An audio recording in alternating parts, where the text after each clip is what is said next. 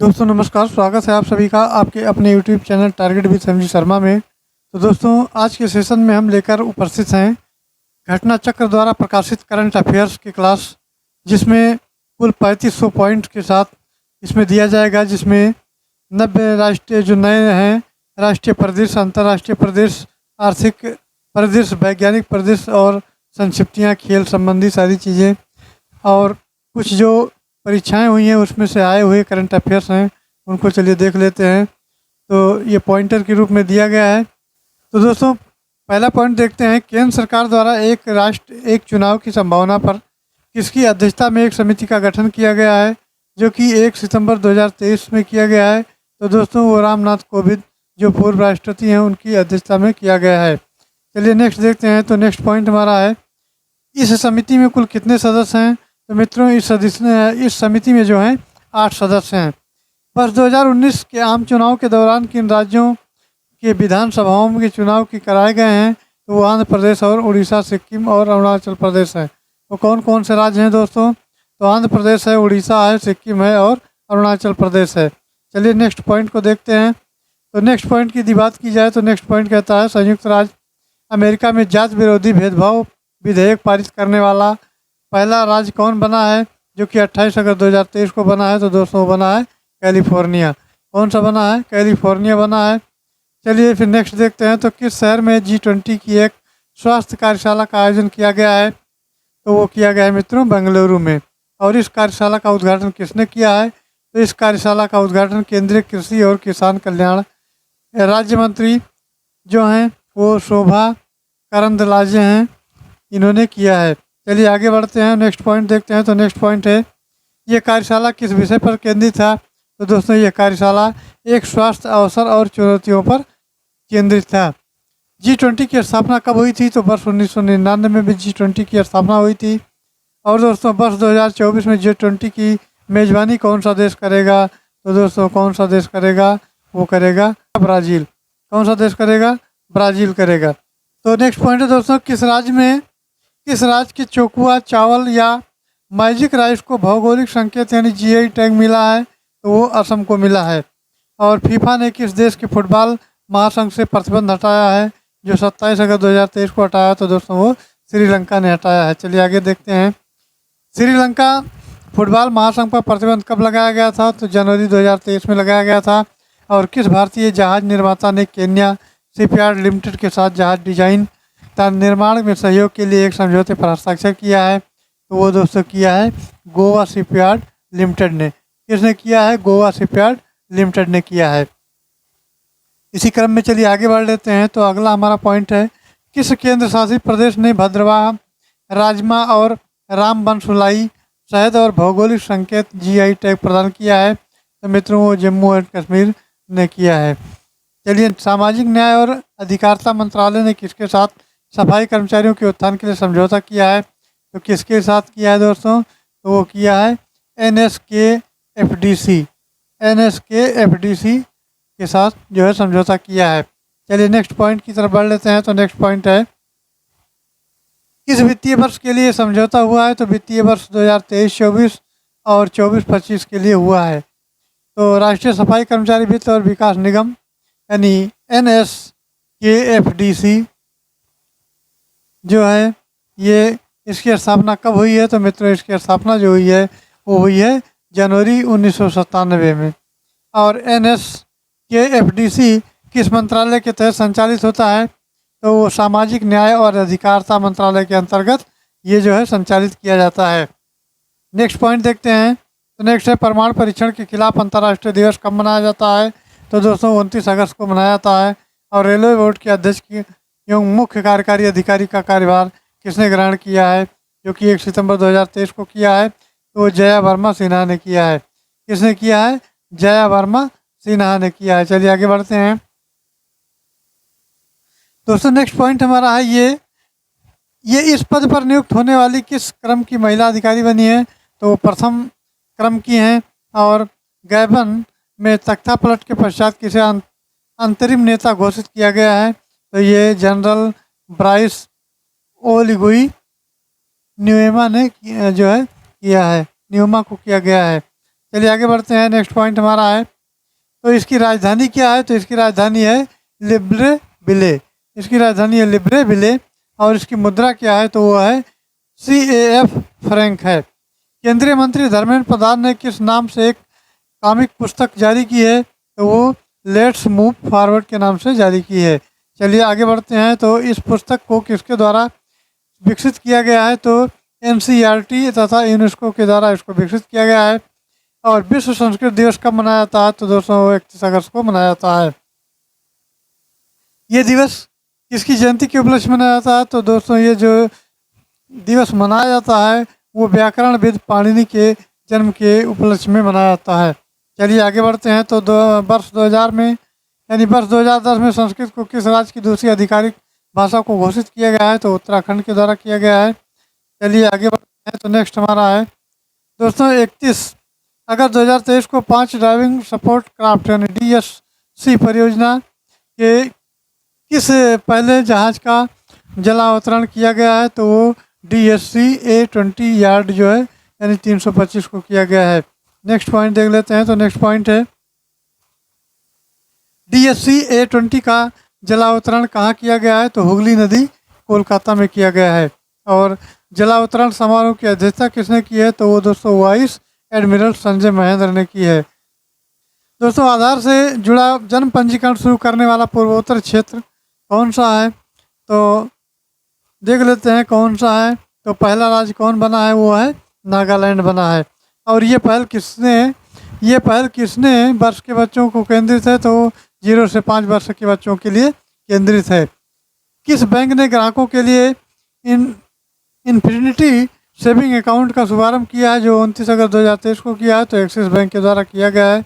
चलिए फिर आगे बढ़ते हैं। तो नेक्स्ट पॉइंट है किस जगह स्वतंत्र भारत के पहले वित्त मंत्री RK समखम चेट्टी की प्रतिमा का अनावरण किया गया है? तो कोयम्बटूर में किया गया है। और इसका अनावरण किसने किया है? तो केंद्रीय मंत्री पीयूष गोयल ने किया है। किसने किया है? केंद्रीय मंत्री पीयूष गोयल ने किया है। तो नेक्स्ट पॉइंट है महिंद्रा ग्रुप के स्वराज ट्रैक्टर का ब्रांड एम्बेसडर किसे नियुक्त किया गया है? तो महेंद्र सिंह धोनी को किया गया है। और 65वें रेमन मैग्सेसे पुरस्कार 2023 के विजेताओं की घोषणा किसके द्वारा की गई है? तो दोनों रेमन मैग्सेसे के द्वारा की गई है। चलिए आगे बढ़ते हैं। तो नेक्स्ट पॉइंट हमारा आता है दोस्तों इस वर्ष ये पुरस्कार कितने व्यक्तियों को दिया गया है? तो 4 विजेता व्यक्तियों को दिया गया है। अब चलिए देख लेते हैं क्या क्या दिया गया है। तो पहला पुरस्कार विजेता देश है और योगदान है, जिसमें डॉक्टर राजीव कन्नन आ रहे हैं। तो ये भारत के हैं और समग्र स्वास्थ्य सेवा है। फिर है कोरदी रचंद बांग्लादेश से हैं, समावेशी शिक्षा के विकास। और मरियम कोरोनल रेफरल फिलीपींस के हैं, जो शांति निर्माण इनका योगदान है। और दोस्तों यूजेनियो लोमेस है, जो तिमूर लेस्ले है और खाद्य संप्रभुता है। तो चलिए फिर आगे बढ़ते हैं। नेक्स्ट पॉइंट देख लेते हैं। तो नेक्स्ट पॉइंट दिया गया है इस पुरस्कार को अन्य किस नाम से भी जाना जाता है? तो एशिया का नोबेल के नाम से जाना जाता है। और इस पुरस्कार की स्थापना किस वर्ष की गई? तो दोस्तों वो की गई 1957 में। वर्ष 1957 में इसकी स्थापना की गई। इसका सर्वप्रथम वितरण किस वर्ष हुआ? तो वर्ष 1958 में इसका सर्वप्रथम वितरण हुआ। चलिए आगे बढ़ते हैं। तो नेक्स्ट पॉइंट है दोस्तों किस भारतीय नागरिक को सर्वप्रथम ये पुरस्कार प्रदान किया गया? तो विनोबा भावे को 1958 ईस्वी में किया गया। चलिए आगे बढ़ते हैं। तो चलिए देखते हैं अब राष्ट्रीय परिदृश्य को देख लेते हैं। तो दोस्तों इसमें जो वन लाइनर के रूप में प्रश्न दिए गए हैं उनको सबसे पहले इनका अध्ययन करते हैं। तो यह है राज्यसभा के उपराष्ट्रपति जगदीप धनखड़ द्वारा कितनी महिला सांसदों को उपसभापति पैनल में शामिल किया गया है? तो दोस्तों 4 महिलाओं को किया गया है। और 4 महिला सांसद हैं, जिसमें है PT ऊषा, S कांगनोन, कोन्याक या डॉक्टर फैजिया खान और सुलता देव। नेक्स्ट पॉइंट देख लेते हैं। तो नेक्स्ट पॉइंट की बात की जाए तो S फांगनोन कोन्याक की किस राज्य से किस राज्य सदस्य के रूप में चुनी जाने वाली पहली महिला है? तो दोस्तों नागालैंड है। कौन मृत शरीर सम्मान विधेयक 2023 को पारित करने वाला पहला राज्य बना है? तो वो राजस्थान बना है। और जुलाई 2023 में किस राज्य या केंद्र शासित प्रदेश में चयनित यानी चाचिन चराई महोत्सव मनाया गया, जो 14 से 15 जुलाई के बीच मनाया गया? तो दोस्तों अरुणाचल प्रदेश में मनाया गया। इसी क्रम में आगे पॉइंट को देखते हैं। तो हाल ही में इस टाइगर रिजर्व में पहली बार 3 बाघों यानी शावक बोला जाता है का जन्म हुआ, जो जुलाई 2023 में हुआ। तो ये रायगढ़ है, विषधारी टाइगर है। चलिए आगे बढ़ते हैं। नेक्स्ट पॉइंट है दोस्तों, ये टाइगर रिजर्व किस राज्य में है? तो दोस्तों राजस्थान में है। और किस राज्य या केंद्र शासित प्रदेश में एक जिला एक उत्पाद का शुभारंभ किया गया है? तो किया गया है गुजरात में। और ये किस मंत्रालय की पहल है? तो वाणिज्य और उद्योग मंत्रालय की ये पहल है। अफ्रीका के साथ भारत की ऐतिहासिक यात्रा एक साथ मिलकर आगे बढ़ना नामक प्रदर्शनी का शुभारंभ किस अंतर्राष्ट्रीय दिवस पर किया गया है? तो नेल्सन मंडेला इसका सही जवाब हो जाएगा।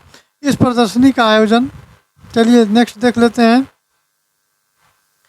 तो इस प्रदर्शनी का आयोजन किसके द्वारा किया जाता है? विवेकानंद फाउंडेशन, राष्ट्रीय और संग्रहालय और दक्षिण अफ्रीकी उच्चायोग। तो सितंबर 2018 में किस अंतर्राष्ट्रीय संगठन ने? तो 1909 से 1928 और नेल्सन मंडेला शांति दशक घोषित किया है। तो यूसुफ राष्ट्र ने किया है। तो दोस्तों इसी क्रम में देख लेते हैं। तो ये राष्ट्रीय परिदृश्य है। तो दोस्तों ये पॉइंट हमारा दिया गया है, राज्यसभा के उपसभापति जगदीप धनखड़ द्वारा कितनी महिला सांसदों को उपसभापति पैनल में शामिल किया गया है? तो 4 महिलाओं को शामिल किया गया है। और 4 महिला सांसद हैं पीटी उषा, एस फांगनोन, कोन्यांक और डॉक्टर फैजिया खान और सुलता देव। तो चलिए आगे बढ़ते हैं और इस पॉइंट को देखते हैं। तो नेक्स्ट पॉइंट हमारा है, एस फांगनोन कोन्यांक किस राज्य से राज्यसभा सदस्य के रूप में चुनी जाने वाली पहली महिला हैं? तो नागालैंड से हैं। और कौन मृत शरीर सम्मान विधेयक 2023 पारित करने वाला पहला राज्य बना है? तो दोस्तों वो राजस्थान राज्य बना हुआ है। जुलाई 2023 में किस राज्य या केंद्र शासित प्रदेश में चयनित चराई महोत्सव मनाया गया? तो वो 14 से 15 जुलाई के बीच मनाया गया। तो दोस्तों वो अरुणाचल प्रदेश है। और नेक्स्ट पॉइंट आता है, हाल ही में किस टाइगर रिजर्व में पहली बार 3 बाघ शावकों को जन्म हुआ है इसमें? तो ये रामगढ़ विषधारी टाइगर रिजर्व है। और ये टाइगर रिजर्व किस राज्य में है? तो दोस्तों राजस्थान राज्य में है। चलिए आगे बढ़ते हैं। नेक्स्ट पॉइंट आता है, किस राज्य या केंद्र शासित प्रदेश में एक जिला उत्पाद का शुभारंभ किया गया है? तो गुजरात में किया गया है। और ये किस मंत्रालय की पहल है? तो दोस्तों वाणिज्य और उद्योग मंत्रालय की ये पहल है। अफ्रीका के साथ भारत की ऐतिहासिक यात्रा एक साथ मिलकर आगे बढ़ना नामक प्रदर्शनी का शुभारंभ किस अंतर्राष्ट्रीय दिवस पर किया गया है? तो दोस्तों वो किया गया है नेल्सन मंडेला अंतर्राष्ट्रीय दिवस पर किया गया है। और नेक्स्ट पॉइंट की बात करें अगर, तो नेक्स्ट पॉइंट हमारा है, यह है इस प्रदर्शनी का आयोजन किसके द्वारा किया गया है? तो विवेका इंटरनेशनल फाउंडेशन, राष्ट्रीय संग्रहालय और दक्षिण अफ्रीकी उच्चायोग के द्वारा किया गया है। सितंबर 2018 में किस अंतर्राष्ट्रीय संगठन ने 2019 से 28 को नेल्सन मंडेला शांति दशक घोषित किया है? तो संयुक्त राष्ट्र ने किया है। और कौन सा प्राधिकरण चुनाव के दौरान दूरदर्शन और आकाशवाणी के प्रचार के लिए राजनीतिक दलों को डिजिटल टाइम वाउचर जारी करेगा? तो दोस्तों वो करेगा भारत का चुनाव आयोग। क्या करेगा? भारत का चुनाव आयोग करेगा। और कौन सा अधिनियम राजनीतिक दलों को चुनाव के दौरान सरकार के स्वामित्व वाले इलेक्ट्रॉनिक मीडिया का उपयोग करने की अनुमति देने वाली योजना का वैधानिक आधार देता है? तो वो दोस्तों होता है जनप्रतिनिधित्व अधिनियम 1951। क्या है? जनप्रतिनिधित्व 1951 का अधिनियम है। इसी क्रम में नेक्स्ट पॉइंट हमारा है, तो वो है किस राज्य सरकार द्वारा ग्रामीण आवास न्याय योजना का प्रारंभ किया गया है? तो छत्तीसगढ़ राज्य द्वारा किया गया है। चलिए आगे बढ़ते हैं और अगले पॉइंट को देखते हैं। तो अगला पॉइंट हमारा दिया गया है, ये दोस्तों है किस राज्य ने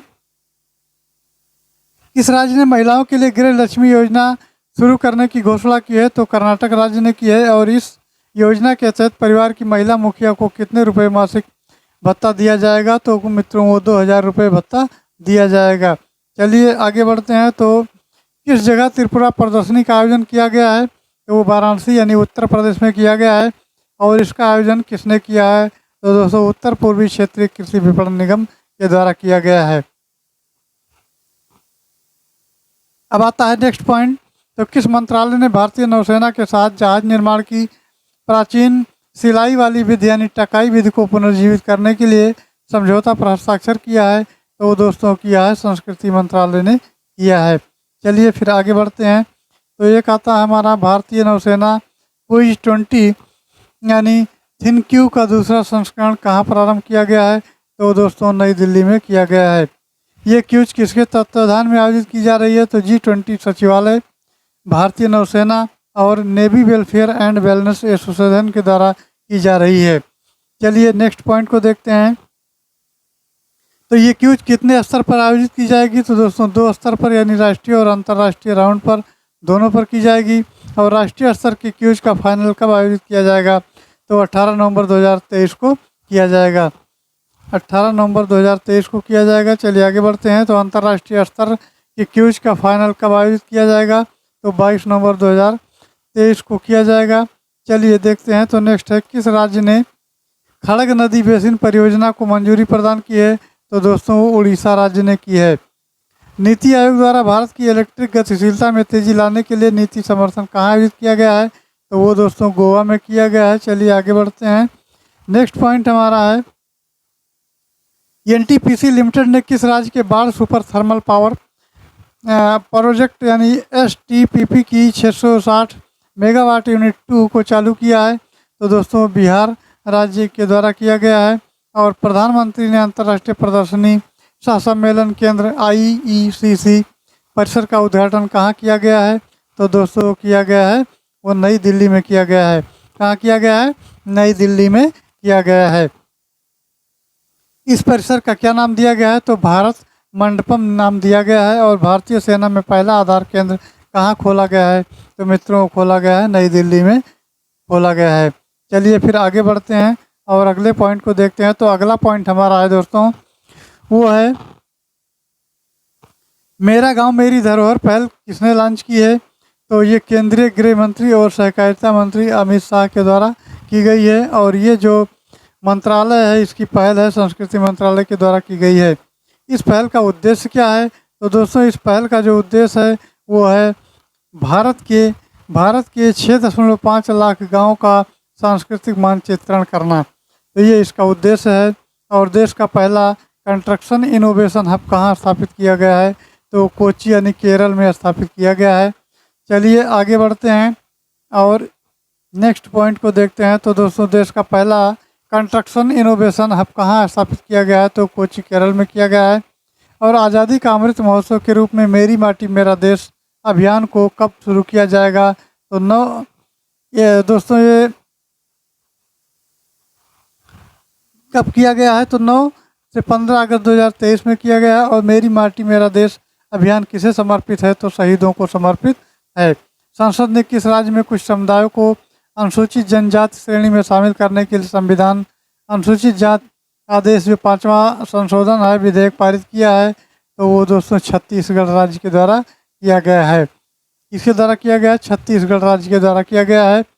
और इस विधेयक में किन जातियों को अनुसूचित जनजाति की सूची में शामिल करने का प्रावधान है? तो वो धनुवार हैं, किसान हैं और सौरा हैं और बिंझिया हैं। भारत का पहला मत्स्य पालन अटल उष्मायान केंद्र कहाँ बनेगा? तो Kerala university of physician and ocean studies में बनेगा। चलिए आगे बढ़ते हैं।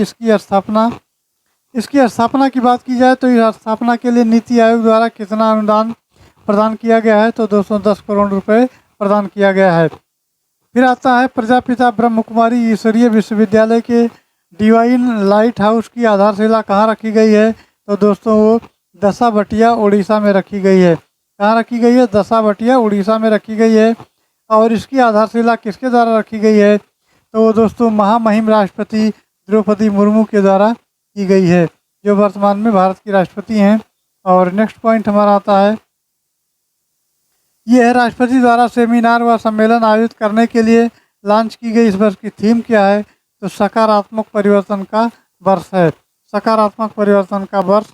और प्रधानमंत्री ने कहाँ यूरिया की एक नई किस्म यूरिया गोल्ड लॉन्च की है? तो दोस्तों सीकर स्थान पर और राजस्थान राज्य ने की है।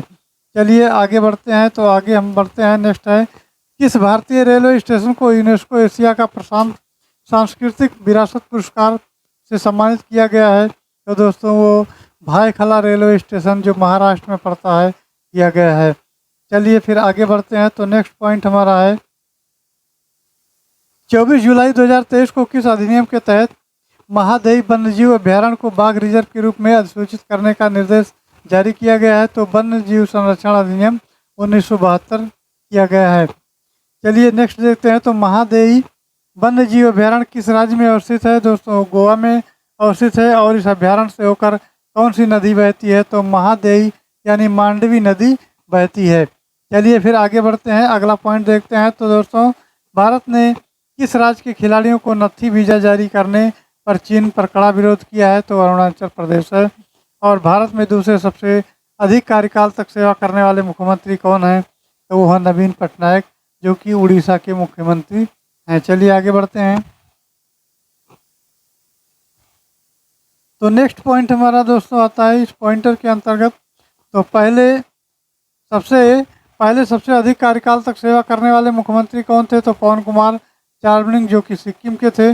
और केंद्र शासित प्रदेश लद्दाख में महिला पुलिस स्टेशन कहाँ खोला गया है? तो कारगिल में खोला गया है। इस महिला पुलिस स्टेशन का उद्घाटन किसने किया है? तो दोस्तों SD सिंह जामवाल और पुलिस महानिदेशक ने किया है। चलिए आगे बढ़ते हैं। तो नेक्स्ट पॉइंट दोस्तों देखते हैं।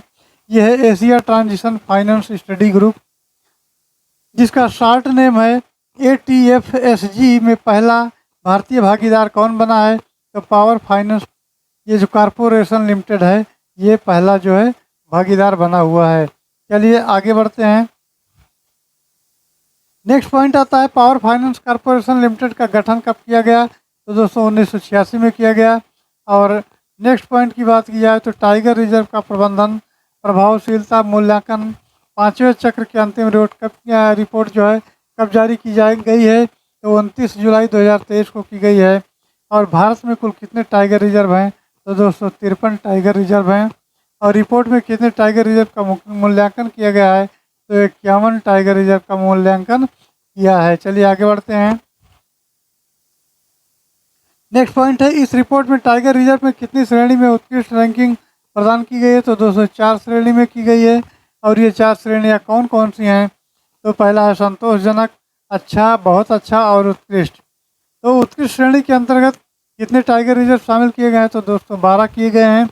और बहुत अच्छी श्रेणी के अंतर्गत कितने टाइगर रिजर्व शामिल किए गए हैं? तो वो 21 की संख्या में हैं। चलिए फिर आगे बढ़ते हैं। अच्छी श्रेणी के अंतर्गत टाइगर रिजर्व की संख्या कितनी है? तो मित्रों वो 13 है। और संतोषजनक श्रेणी में कितने टाइगर रिजर्व हैं? तो 5 हैं। इस रेटिंग में शीर्ष टाइगर रिजर्व कौन है? तो पेरियार टाइगर रिजर्व केरल में पड़ता है। दूसरे और तीसरे स्थान पर कौन से टाइगर रिजर्व हैं? तो ये क्रम से देखा जाए अगर तो सतपुड़ा यानी मध्य प्रदेश और बांदीपुर यानी कि कर्नाटक है। चलिए फिर आगे बढ़ते हैं। तो नेक्स्ट पॉइंट देखते हैं। नेक्स्ट है इस रैंकिंग में अंतिम रेटिंग प्राप्त टाइगर रिजर्व कौन सा है? तो दोस्तों है डंपा मिजोरम। और अखिल भारतीय बाघ अनुमान 2022 विस्तृत रिपोर्ट के अनुसार भारत में बाघों का जो औसत आबादी कितनी है? तो दोस्तों है 3682 बाघ हैं। कुल कितने हैं? 3682। और रिपोर्ट के अनुसार भारत में सर्वाधिक बाघ आबादी किस राज्य में है? तो दोस्तों मध्य प्रदेश में है। कुल 785 बाघ पाए जाते हैं, 785 बाघ हैं। चलिए आगे बढ़ते हैं। रिपोर्ट के अनुसार बाघों की आबादी में दूसरे और तीसरे स्थान पर कौन सा राज्य है? तो क्रमशः कर्नाटक है। कर्नाटक में जो बाघों की संख्या है वो 563 है। और उत्तराखंड है जिसमें बाघों की संख्या 560 है। किस टाइगर रिजर्व में बाघों में सर्वाधिक आबादी है? तो जिम कॉर्बेट नेशनल पार्क है 260, जो कि उत्तराखंड में है। और दूसरे और तीसरे सर्वाधिक आबादी वाले टाइगर रिजर्व कौन से हैं? तो बांदीपुर में 150 और नागरहोल में 141। किस राज्य की सरकार ने मिशन शक्ति स्कूटर योजना की मंजूरी दी है? तो दोस्तों उड़ीसा राज्य ने दी है। और इस योजना के तहत लाभार्थियों के कितने रुपए के बैंक ऋण ब्याज पर छूट दी जाएगी? तो कुल 1 लाख रुपए पर ब्याज जो है छूट दी जाएगी। चलिए आगे बढ़ते हैं। नागरिक उड्डयन महानिदेशालय यानी DGCA ने इंडिगो एयरलाइंस पर कितने रुपए का जुर्माना लगाया है? तो 230 लाख रुपए का जुर्माना लगाया है। चलिए आगे बढ़ते हैं और नेक्स्ट पॉइंट देख लेते हैं। तो नेक्स्ट पॉइंट हमारा है इंडिगो एयरलाइंस पर यह जुर्माना क्यों लगाया गया है? कि जहाज़ के पिछले हिस्से से ज़मीन से टकराने की घटनाओं के कारण। तो नेक्स्ट पॉइंट आता है विमान सुरक्षा नियंत्रण केंद्र AASCC का उद्घाटन किसने किया है? तो केंद्रीय मंत्री अमित शाह के द्वारा किया गया है। और ASCC का उद्घाटन कहाँ किया गया है? तो दोस्तों नई दिल्ली में किया गया है। नेक्स्ट पॉइंट है किसके द्वारा ASCC की स्थापना की गई है? तो केंद्रीय औद्योगिक सुरक्षा बल यानी CISF के द्वारा की गई है। और भारत में हेलीकॉप्टर और लघु विमान क्षेत्र को आगे बढ़ाने के लिए किन कंपनियों के माध्यम से समझौता हुआ है? तो पवन हंस एंड जेटसर्स के बीच में समझौता हुआ है। चलिए आगे बढ़ते हैं। नेक्स्ट है नागरिक उड्डयन मंत्रालय द्वारा हेलीकॉप्टर ऑपरेटरों और जिला अधिकारियों के बीच समन्वय स्थापित करने के लिए कौन सा पोर्टल लॉन्च किया गया है? तो दोस्तों हेली सेवा पोर्टल लॉन्च किया गया है। और रेलवे ने अमृत भारत स्टेशन योजना के तहत कितने स्टेशनों का उन्नयन और आधुनिकीकरण करने की घोषणा की है? तो कुल 1309 है। चलिए फिर आगे बढ़ते हैं।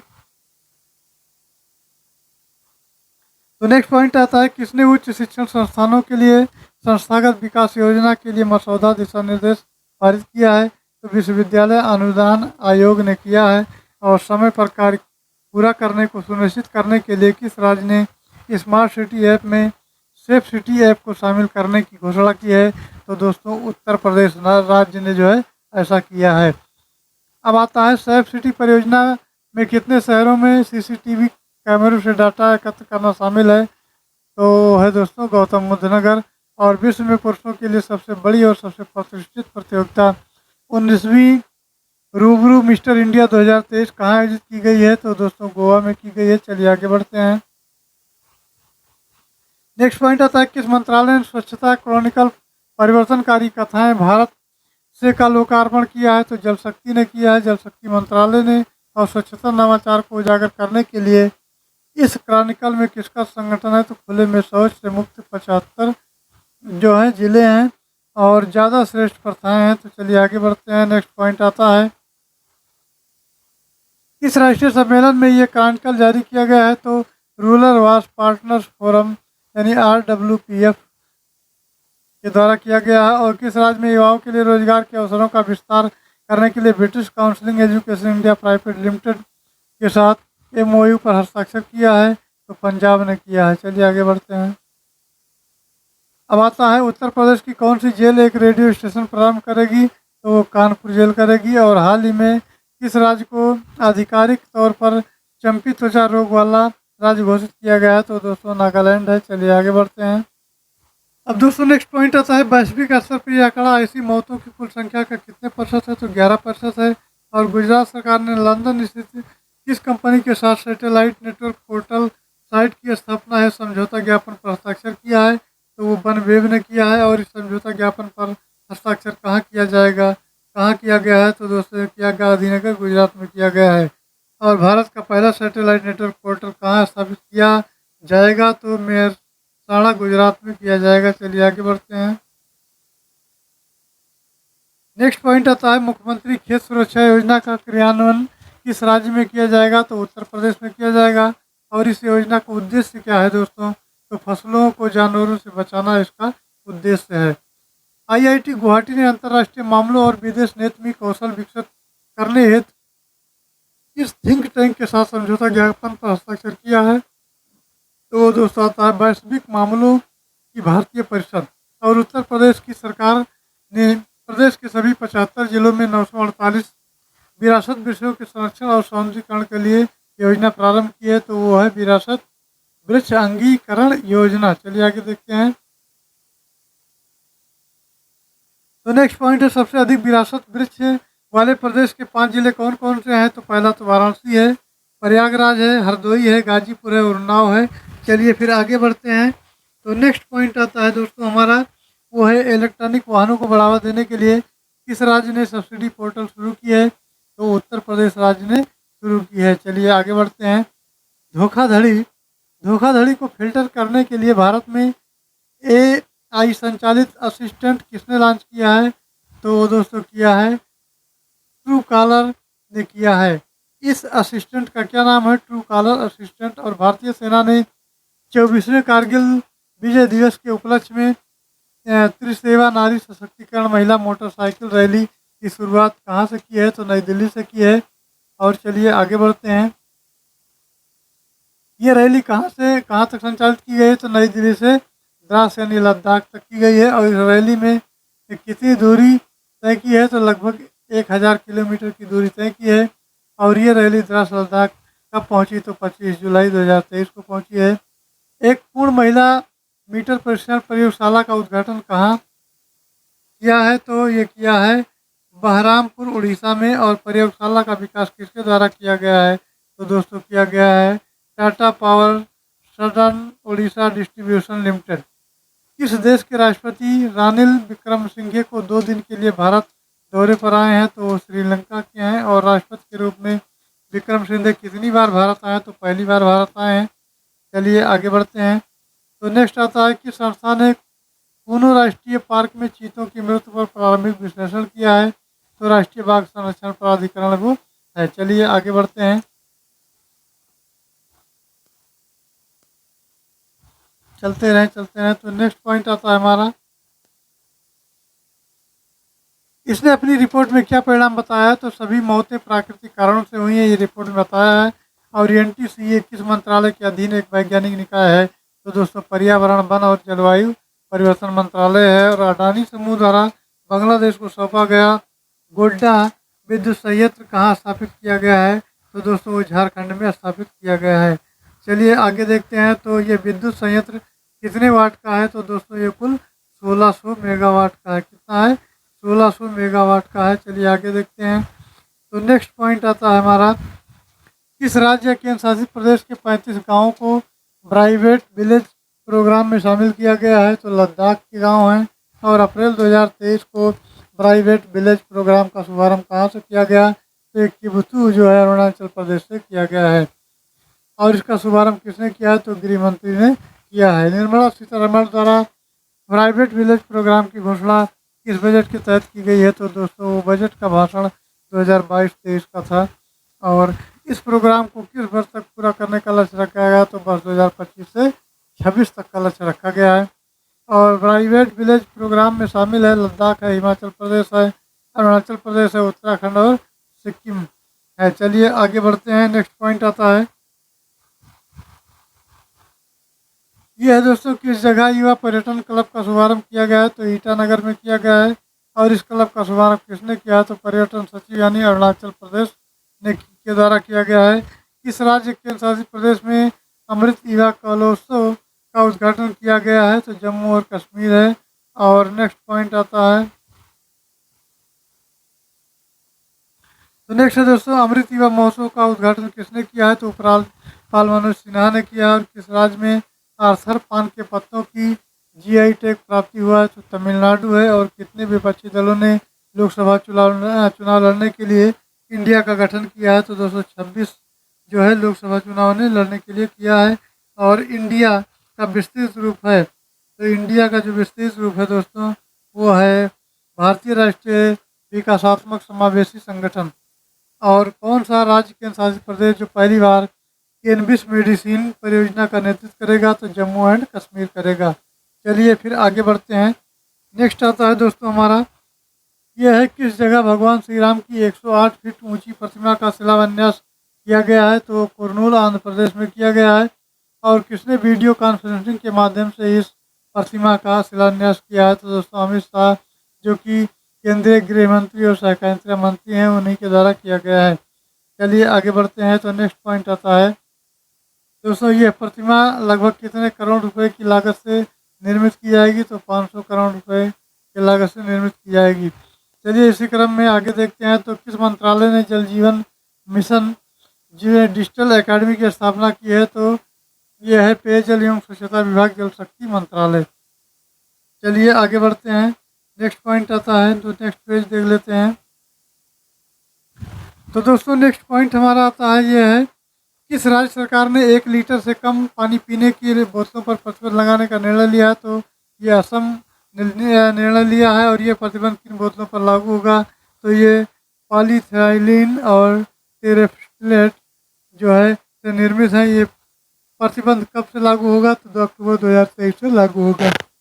नेक्स्ट देखते हैं। तो नेक्स्ट पॉइंट हमारा आता है, तो दोस्तों है यह है राष्ट्रीय राजधानी निजी सुरक्षा एजेंसियों में विनियमित करने के लिए मसौदा नियमों की मंजूरी किसने प्रदान की है, तो बी के सक्सेना जो दिल्ली के उपराज्यपाल के द्वारा की गई है। असम सरकार ने अब दोस्तों असम सरकार ने लचित बर्फुकन पर लघु फिल्म स्ट्रीम करने के साथ साथ समझौता किया है, तो जियो सिनेमा ने किया है।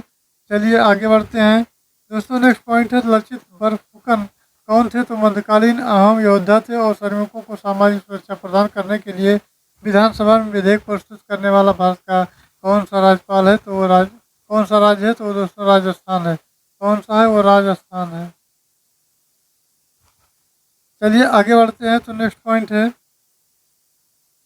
इस विधेयक का नाम क्या है, तो राजस्थान प्लेटफॉर्म पर आधारित है। गृह श्रमिक पंजीकरण और कल्याण विधेयक है, जो उत्तर प्रदेश सरकार द्वारा प्रदेश के कितने शहरों में 351 वाटिका विकसित की गई है।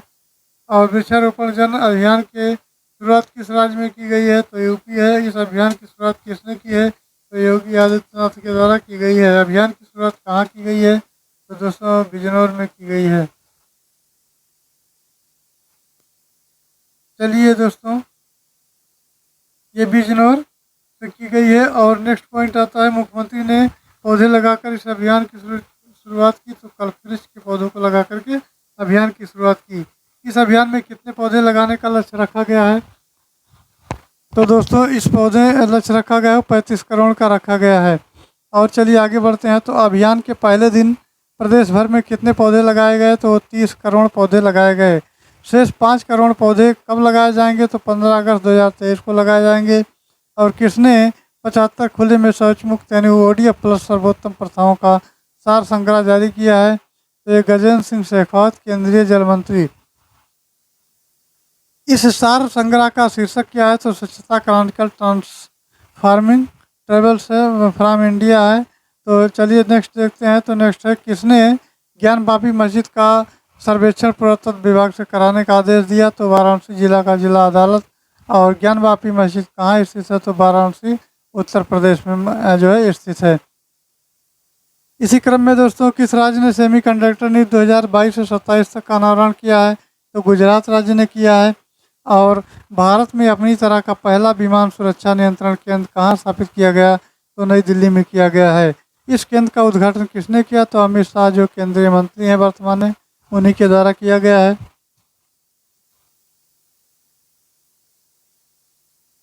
दोस्तों नेक्स्ट पॉइंट हमारा है तो राजस्थान में पहला ट्रांसजेंडर जन्म प्रमाण पत्र किसने प्रदान किया है, तो नूर शेखावत को किया। छत्तीसगढ़ राज्य द्वारा अपने ITI संस्थानों में परिवर्तन करने के लिए किस कंपनी के साथ समझौता किया गया, तो टाटा टेक्नोलॉजी के द्वारा किया गया। उत्तर प्रदेश सरकार द्वारा प्रत्येक महीने महिलाओं की सुरक्षा सम्मान सुनिश्चित करने के लिए कितने दिवसीय विशेष अभियान चलाया जाएगा, तो ये अभियान जो होगा, ये विशेष अभियान प्रत्येक महीने यानी ये जो अभियान चलाया जाएगा दोस्तों, ये प्रत्येक महीने की किन तारीखों के बीच में चलाया जाएगा, तो 21 से 30 के बीच में चलाया जाएगा। और गुजरात का पहला ग्रीनलैंड हवाई अड्डा कहाँ निर्मित है, तो दोस्तों हीरासर गुजरात में स्थित है। और हवाई अड्डा का क्या नाम है, तो हवाई अड्डा का जो नाम है दोस्तों वो है राजकोट अंतर्राष्ट्रीय हवाई अड्डा। अब आता है किस प्रदेश की सरकार ने सरकारी स्कूलों में हैप्पीनेस सप्ताह 2023 की शुरुआत की है, तो दोस्तों दिल्ली ने की है। और नेक्स्ट चलते हैं तो दिल्ली सरकार ने लोगों तक पीने योग्य मुक्त पानी पहुंचाने के लिए क्या जो है स्थापित किया है, तो वो है दोस्तों RO वाटर ATM।